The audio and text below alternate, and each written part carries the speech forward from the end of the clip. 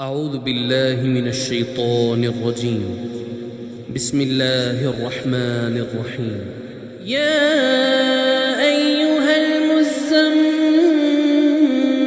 قم الليل إلا قليلا نصفه أو انقص منه قليلا أو زد عليه ورتل القرآن ترتيلا إنا سنلقي عليك قولا ثقيلا إن ناشئة الليل هي أشد وطئا وأقوم قيلا إن لك في النهار سبحا طويلا واذكر اسم ربك وتبتل إليه تبتيلا رب المشرق والمغرب لا إله إلا هو فاتخذه وكيلا واصبر على ما يقولون واهجرهم هجرا جميلا وذرني والمكذبين أولي النعمة ومهلهم قليلا إن لدينا أنكالا وجحيما وطعاما ذا غصة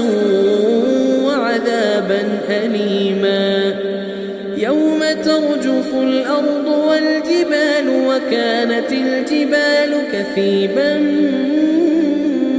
مهيلا إنا أرسلنا إليكم رسولا شاهدا عليكم كما أرسلنا إلى فرعون رسولا فعصى فرعون الرسول فأخذناه أخذا وبيلا فكيف تتقون إن كفرتم يوما يجعل الولدان شيبا السماء منفطر به كان وعده مفعولا إن هذه تذكرة فمن شاء اتخذ إلى ربه سبيلا إن ربك يعلم أنك تقوم أدنى من ثلثي الليل ونصفه وثلثه وطائفة من الذين معك والله يقدر الليل والنهار علم أن لن تحصوه فتاب عليكم فاقرؤوا ما تيسر من القرآن علم أن سيكون منكم